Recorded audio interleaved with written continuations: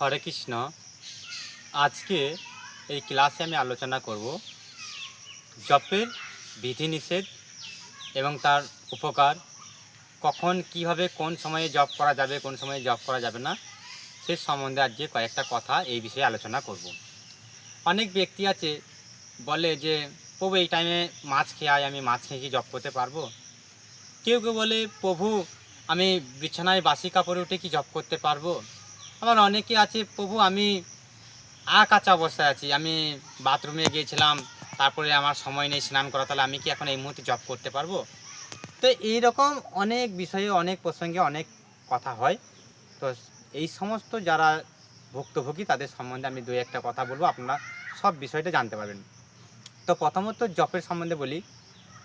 এই কলিযুগের অত্যন্ত পাপাহীন ব্যক্তির মানুষের পক্ষে মুক্তি লাভের খুব জটিল, কারণ এখনকার বর্তমান মানুষের কাম ক্রোধ আদি লোভ মায়া টাকা পয়সার দিকে সবাই দ্রুত গতিবেগে ছুটছে। তো এইখান থেকে মুক্ত হয়ে মুক্তি লাভ করা খুব কষ্টকর। তাই মহাপ্রভু এই বর্তমান এই নদিয়ায় এলেন। উনি গোলক বৃন্দাবন থেকে আমাদের জন্য হরে কৃষ্ণ মহামন্ত্রের নাম নিয়ে এলেন, যেটা হচ্ছে পৃথিবীর সর্বশ্রেষ্ঠ মহামন্ত্র। যে নাম উচ্চারণ মাত্রই মানুষের যদি পাহাড়ের সমান পাপ রাশি থাকে তবু তিনি মুক্তি পেয়ে যাবেন। কিছুই করা দরকার নেই, শুধু কৃষ্ণের সংসার করতে হবে আর জীবের দয়া করতে হবে, হরিনাম করতে হবে। তো আমাদের এই কলিযুগের মুক্তি লাভের সহজ উপায় সেটা হলো একমাত্র হরে কৃষ্ণ মহামন্ত্রের জপ আর একাদশী ব্রত। তো জপ কিভাবে করবেন? তো আপনারা জপ কিভাবে করবেন আমি সব দেখিয়ে দিচ্ছি। এটা একটা জপের পুরো সেট। এই একটা জপ ব্যাগ আর এই জপ মালা, এই যে মালা আছে, এটা টোটাল আপনারা মায়াপুরে গিয়ে একটা 100 টাকা সেট পেয়ে যাবেন। নেবেন, গিয়ে প্রথমে জপটা বের করবেন। এই দেখুন, এটা হচ্ছে জপের মালা। এটা আমার দীক্ষা মালা। আপনারা এই দীক্ষা মালায় জপ করতে পারবেন না। প্রথমে আপনাদেরকে বেলের মালা দেওয়া হবে, অন্য কাঠের, নিম কাঠের, এরকম ধরনের। এটা হচ্ছে তুলসী মালা, এটা দীক্ষা হওয়ার পর পাওয়া যায়। তো এটা হচ্ছে বৃন্দা। দেখুন আমি কাছে থেকে নিয়ে গেছি, এটা বৃন্দা। এইটা হচ্ছে বৃন্দার। এইখান থেকে দেখুন একটা চিহ্ন করা আছে, সিগনাল। এইখান থেকে 8টা পুঁথি আছে। এই 8টা পুঁথি হচ্ছে অষ্টসখী, শ্রীমতী রাধারানীর প্রিয় অষ্টসখী। হ্যাঁ, আর অষ্টসখীর সমস্ত যতজন রয়েছে স্যার এইগুলো। তো এইটা হচ্ছে বৃন্দা। আপনারা জপ করবেন প্রথমত এই বৃন্দা দেবীকে স্পর্শ করে বলবেন ঠিক এরকমভাবে, যেন এই আঙুলটা টাচ না হয়। কেন এই আঙুলটা টাচ করতে মানা করেছে?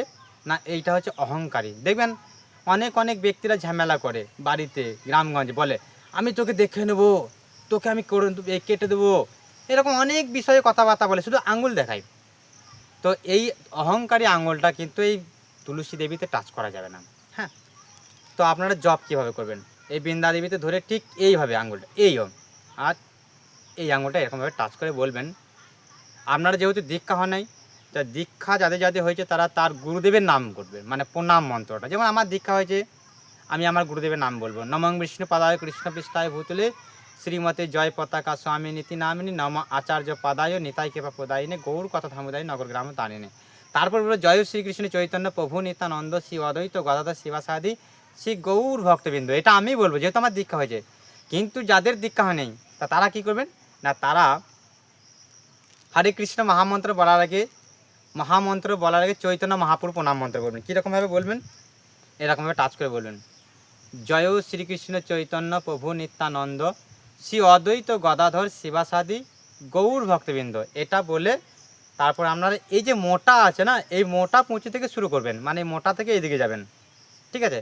ঠিক এরকমভাবে বলবেন হরে কৃষ্ণ কৃষ্ণ কৃষ্ণ হরে হরে, হরে রাম রাম রাম হরে হরে। আবার একটা পুঁথি টেনে নিলেন হরে কৃষ্ণ কৃষ্ণ কৃষ্ণ হরে হরে, হরে রাম রাম রাম হরে হরে।